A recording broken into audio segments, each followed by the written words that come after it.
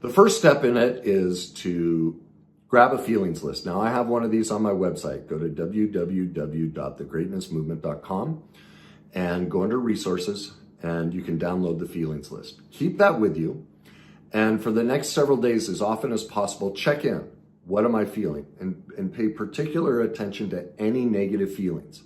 Just start getting attached to what you're feeling, because this is a feeling process, not a thinking process.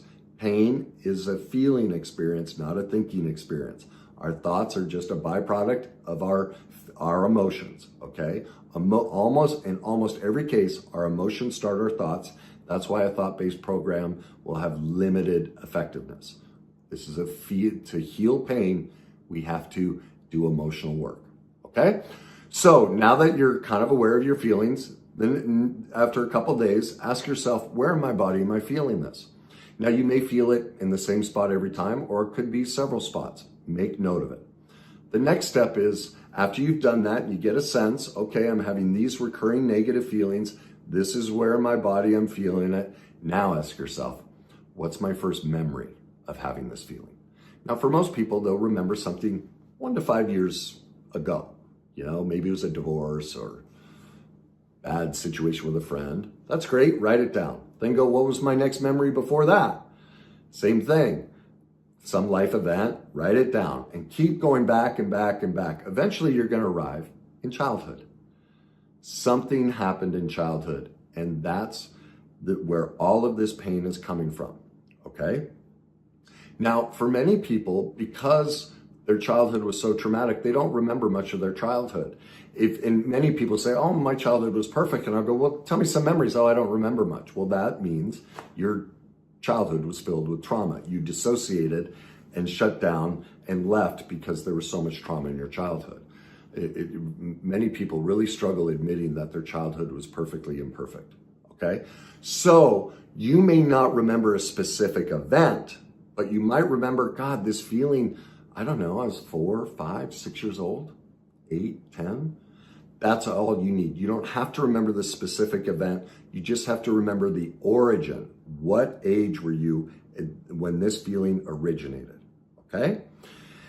Now, once you have that, this is very important, because in that moment, this is where you developed the emotional chemical addiction to this pain. This is the proof that our whole life, we just relive our childhood. We're all stuck in the worst day cycle, because I just proved to you how you've repeated that painful feeling all your life, because it's never been healed. And it's proof that your childhood was less than perfect. So now you have the proof that you can't run from of, my gosh, I am in the worst day cycle. My childhood was perfectly imperfect. I'm repeating the pain, because our brain and body creates an emotional chemical addiction to traumatic feelings, and those get stored in our subconscious mind. And most of our life, all we're ever doing, even in our decisions on a daily basis, those decisions are based on the subconscious programming that we experienced as a child. What programs our subconscious are the deep emotional experiences. And since 70% of all of our emotional experiences, or all of the information we experience in childhood, is negative, disempowering, and self-sabotaging, this is where that emotional chemical addiction got placed in us. And so this is the process to create a new neural pathway and shift that emotion and shift the subconscious. And that's why this is the base, the foundation of what we need to heal before we can get the full effectiveness of all the other wonderful treatments out there, okay? Now that we have that understanding, the question to ask ourselves is, when I'm having that feeling in current day, what are my mantras? So in other words, when we make a mistake, we go, what was I thinking? I'm so stupid. Or like, I have a client who gets really stressed out when his employees make requests of him, and he just says, F it. That's his mantra. Well, that all ties back to his childhood, when his mother, who would suffocate him emotionally, he'd just go, F it, I can't deal with it. It's too much, all right? And that's what you're gonna find. You have these mantras. Like for me, with my dad, it was, what's the point? I could never we don't have reality arguments. I'd be, like I played pro golf and my dad, loved golf, but would never listen to anything I had to say about the golf swing. He just wouldn't listen to it. And so I learned to go, oh, what's the point? These are the mantras. This is what keeps us replaying that trauma. So write all of those down. Now we're going to get in. That's the awareness process. That's basically the start. Now we found our trauma. We found our pain. We see how it's running our life and has us in the worst day cycle. Now we're going to start to repair it. Okay? That's a 5-part process. The first step in that is grief and empathy. For many of us, we've never grieved. We've been in denial. We've suppressed and minimized and condoned our parents' perfect imperfections. We've never been in reality of how hurtful those moments were. And now that we're aware of them, we need to grieve it. We need to allow ourselves to cry, to be sad. It's sad. It's really sad. And most people go, oh, well, it was back then. It doesn't affect me now. Well, we just proved that it's affected you your whole life. And that's you're minimizing, you're suppressing, and you're condoning the perfect imperfect parenting that you received. You've never given yourself permission to feel the pain of that. That's the first step. We can't ignore and stuff that. So how do we do that? Well, the first step in that is we have empathy for both ourselves and our parents. None of us have been taught how to be a parent. None of us have been taught how to grieve or move through this. So we're doing the best we can. Our parents are not bad people. They adored us. They wanted to do everything they could to raise us perfectly. They didn't have all the information. And so they just, they made loving mistakes. Okay? So we recognize in this process that they were doing the best we could. The next part of it, though, to fully be empathetic with our parents and ourselves is we have to give them the pain back. And it may not always be our parents. It could be a teacher or coach or brother or sister. So, but it's that family of origin and those childhood experiences, okay? So how do we do this? Well, use that mantra as a guide, all right? Use that painful experience and what that mantra is that ties into it. And so this is a feeling experience. Feel yourself reach in and grab that phrase. It just doesn't matter. Grab it. Pull it out. Say, Mom, Dad, brother, sister, priest, coach, I love you. I know your heart was to do the best for me, but this was hurtful and this is your pain. I will not carry it anymore. And so it's an actual physical release and it's a giving it to them. Now, do you hear? There was no blame in that. There was no shaming them. That was empathy for them. And in that same process, we're doing that for ourselves. I wish I'd known about this as a kid, but I did the best I could. And I've been carrying this pain all my life. Doesn't make me a bad child. It doesn't make me a bad adult. No one ever taught me. And so that's part of it. We're extracting that pain from us and we're giving it back. Okay? Now, the next step in this is to reclaim our inherent self. Who we were before that person placed their unhealed pain in us. That's what happens in those moments. When our parents roll their eyes or they get exasperated or they say, God, why wouldn't you? I sure wish I had a daughter when you were a son, or vice versa. All of those different statements that we all experience. That's where we separated from ourselves and we lost who we really are. Okay? And that became the adapted persona, the one that suppressed, repressed, minimized, and condoned all the things that went on. All right? So we have to reattach to that. The first step in that is we have to rage. We never got to express our anger in that moment. We never got to defend ourselves because we were 2, 4, 6, 8, 10. It's our job to follow an adult's advice or an older brother. We're defenseless. We went along with it as a survival mechanism. That's why we're not to blame. But anger is a boundary. No, No, you can't do this to me. This is wrong. So here's how you do an anger. Here's how the anger works. Write a letter. Now, this isn't something you send to them. This is just for your benefit. And here's the key. Make it really, really feeling focused.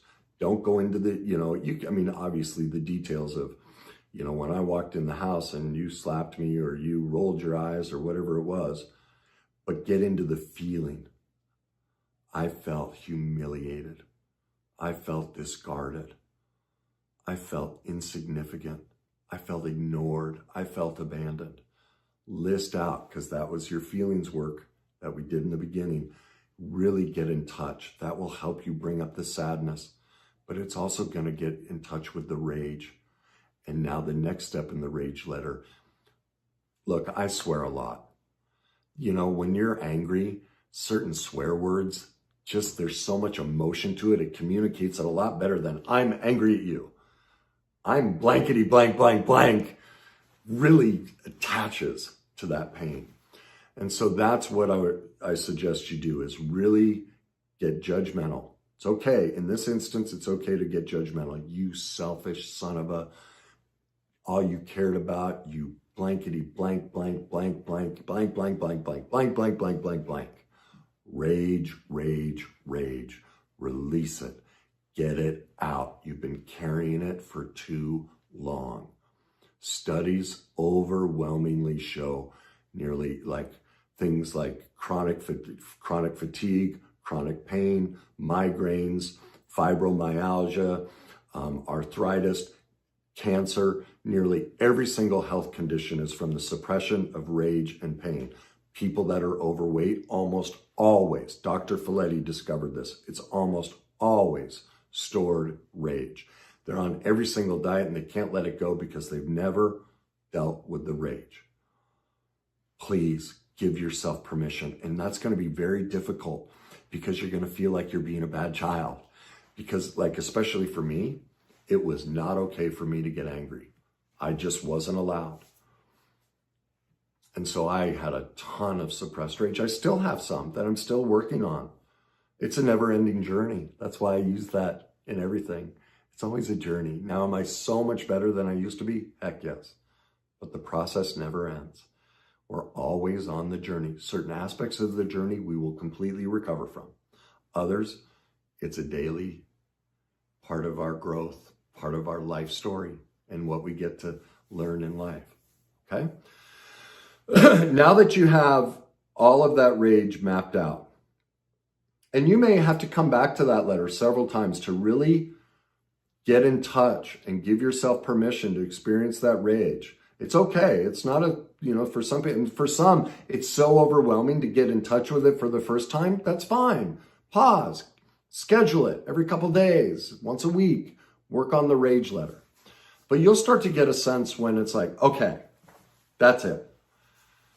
Now we have to release it physically. And here's why. We store all emotional trauma physically in our body, not in our brain. It's in our body. That's what causes illness and disease. I know when a client comes in with a shoulder, a leg, whatever, I know what emotion they're struggling with. Candace Pert showed that. It's been documented. That's how illness and disease is formed. It's the breakdown of a cell, a repeated firing of a negative emotion that's never been processed, and eventually the body breaks down. Gabor Mate, his book, When the Body Says No, is filled. I'll just divert for a second here. Clinicians, by just asking patients who are coming in to get tested for ALS, Lou Gehrig's disease, they just have to ask them a series of simple lifestyle questions and belief questions. And over 95% of the time, without giving them a single test, they can predict that they have Lou Gehrig's disease, because those with Lou Gehrig's disease couldn't say no. They do everything for everyone and everybody else. If you read the obituaries of people with ALS, on their, the day before they died, they were seeing patients. They were still taking care of other people. Do you know that Lou Gehrig himself, his claim to fame was he played over 2,000 games without ever taking a day off? Well, did you know He had 17 fractures in his hands during that period of time. And there's a story of a young rookie who got the flu, and he refused to let that player play. He took him back to his own mother's house and had his mother nurse him to health. He did everything for everybody else, but couldn't take care of himself. That is a common characteristic with anyone with Lou Gehrig's disease. They do not know how to care for themselves, okay? So all of that inability to care, all that rage is stuffed. We need to release it physically. So whether this is taking a baseball bat to the bed, I used a golf club. Some people, I also, there were times, I talk about this in my book, where I was punching my steering wheel. You can use a punching bag. You can go to a rage house. They have those rage houses. You can take sledgehammers to walls and furniture and plates and glasses. Please take that anger letter with you and let it rip. Let it out. You will be amazed. Like, I just got chills, a memory of the exhilaration of just like, oh, man, I'm free. Now, you may have to do this several times. We've been carrying this for decades. That neural pathway is pretty strong. It may take layers to move through this, but that's the third step in reclaiming ourself, is the anger and physical release part. Okay, so now we're moving into reorienting the subconscious, creating a new neural pathway to replace that, so that this becomes our best day cycle and move out of the pain and trauma. I call this step the Feelization step, all right? What we want to do here is we want to sit in the feeling of being strong, of being powerful, the self-protective version of ourselves. What does that look and feel like? Like, here's a great question. You may not be able to get in touch with that, so ask yourself this. What would I think and feel if I could never feel this negative thought or feeling that I have? If this pain were completely gone and I never had these thoughts or feelings ever again, what would be left over? What would I think and feel then? Well, every time I ask a client that, they say, free, light.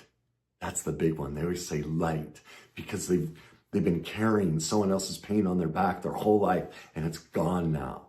Freedom, light, strong, safe, powerful, quiet, protected. Sit in that feeling. I would do this. I'd just sit there. When I first started this business, I had no clients, nothing. Well, I would just sit in my office. I'd just lean back. And I go, what would it feel like? What does it feel like? Yeah, I'm strong. I'm powerful. I'm safe. I'm now safe. Regardless if I get clients or not, I'm safe. Sit in that. Let your body start getting addicted to that new neural pathway of feeling your essence and who you're meant to be. Now, for many of us, we can't picture our authentic self and who we were meant to be. So here's a suggestion. All of us have somebody that I don't really like the word idolize, but that we respect, and we're like, that's it. So look for a person, place, or thing that when you see it, you're like, yeah, my authentic self is like that. I mean, it could be a mountain. You see a mountain and you're like, if hiking is big to you, it could be some sort of art piece that just exemplifies the beauty and strength of you. It could be a person, some famous person, or just someone you know. But if you can't attach to it, again, ask yourself, is that the best version of me? What would it feel like for me to exemplify and own the best part of me? Sit in that. Sit in it as much as possible at a stoplight, on your ride to work. Look in the mirror. Ask yourself, man, what's it feel like to be strong and powerful? Start feeling and firing the chemical reaction. Again, it's a feeling process We're trying to create a massive chemical explosion to get imprinted into our subconscious mind of who we really are, okay? Now, we have to move into the last piece. This is step 5, self-forgiveness. See, many of us have a really hard time forgiving ourselves because we've just seen the worst day cycle. We've just noticed, wow, yeah, that shame feeling, I relived it in this marriage and this relationship and then this marriage and then this career. Wow, you know what that means? That means the first time I wasn't responsible, it happened to me. But then as an adult, I made conscious choices to relive this against myself. I'm responsible. I'm responsible. Now, because we haven't been taught you're not to blame, because no one taught you how the worst day cycle works. No one taught you that this is what we do. We repeat and victimize ourselves until we choose to heal it. So it's not about blaming, but it's about getting into reality of, man, I really did this to myself. And that can feel horrible. Why? Because of that original traumatic experience. Trauma leaves shame, tremendous shame, that I'm not worthy, I'm not good, that this coach or teacher or parent or family member that's supposed to love me hurt me. That must mean I don't have worth. That's devastating. And so when we recognize as an adult that I did this to myself, it'll trigger that shame moment. Well, we need to forgive ourselves. All we are ever doing is doing the best we can, even in those moments when we've all had this. We're like, I know exactly what I need to do, but we can't get ourselves to do it. Well, what does that prove? If I could do it, I would. I'm doing the best I can. And the best I can right now is to think about it, but I can't take action. That's just the best I can be. And we can't be blamed for doing things we weren't even aware we were doing them, as I always say that. You can't be blamed for doing something you were completely unaware of. As we know more, we can do more. And so now the choice is in front of you, you're learning more. And so this is the first time in your life you actually have a choice. You never had a choice. Like, here's a perfect example. Do you play the guitar? No? Do you beat yourself up for not playing the guitar? Of course not. Why not? Because no one ever taught you. So you don't shame yourself. It's the exact same thing here. No one taught you this. You're not bad or defective. But now you have a choice. You can decide if you want to learn how to play the guitar. And if you do, hire a teacher, learn about it, watch YouTube videos, whatever it is. Well, it's the same with this. You have a choice now. This is the first day in your life you've ever had a choice to go back and heal the pain from the past. You never knew about it. You never knew you were repeating it. And so literally you're an infant today. You're an infant, and you get to choose what sort of life you want to live from this point forward. And therefore you're forgiven for what you did previous to this. Okay? Now there may be consequences. You may be paying alimony, or you may have health problems, or whatever it is. We can't run from those, but we don't have to shame ourselves for it.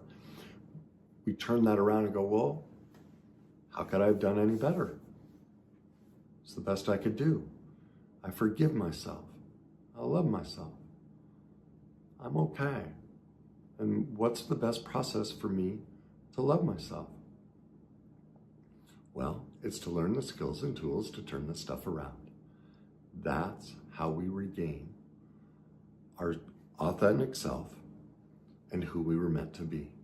Okay, so that's the final piece of the process, is letting ourselves off the hook, taking complete ownership. And that forgiveness is ownership. It's owning our side of the street. People really struggle with this, especially with relationships. They go, well, it's not my fault they were toxic. Well, no, it's not your fault, but you're responsible for letting them in your life. You did choose to date them or marry them. They're not responsible for that. You could have said no. You're an adult. Our inability to accept that responsibility is our inability to forgive ourselves. We are actually shaming ourselves when we don't admit that truth. We're keeping the cycle going. We are victimizing ourselves when we don't take ownership for our thoughts, feelings, and actions. That's a power dynamic we're using against ourselves. And that's why it's so important. That's how we clear out that worst day cycle, that shame-based feeling. We must forgive ourselves. If you want to see more about that process, I coached a client live, and it's a video called 23 Minutes to Forgiveness. Please pull it up. You'll watch her walk it. She could never forgive her ex-husband. She'd been to countless personal development programs, countless counselors, couldn't get there. And that's because people mistakenly, yes, we need to forgive the other person, but if we can't forgive somebody, it has nothing to do with the other person. It means we haven't forgiven ourselves. And so I walked her through this process and saw that it was actually, she'd never forgiven herself for her role as a child. And once she saw that, she was free of him. So if you want to learn that forgiveness process more deeply, go check out that video. It's 23 minutes long. It's a little I'll be honest, a little slow moving in the beginning because I'm asking questions. All of my questions are leading her to her answer. I'm like literally, it's like Dorothy in The Wizard of Oz, standing there, looking at the rainbow, wanting that life and going, God, how do I get there? And she can see the yellow brick road right out in front of her, but it disappears. So she's excited and nervous to get there at the same time, but she doesn't quite know the path. Well, I literally just laid the bricks in front of her with my questions, and she arrived at the rainbow of, oh my God, I see it now. So if you want that same experience, watch that video. It'll show you how to arrive at self-forgiveness, okay? So now, once we've done that, once we have that new neural pathway, that new emotional condition, then really double down on your breath work, your mindfulness, your manifesting, all of it. It'll skyrocket, like literally skyrocket. When you shift the way you feel, your ability to do all of those other modalities, you will be blown away at how successful they become once you have this base work and process.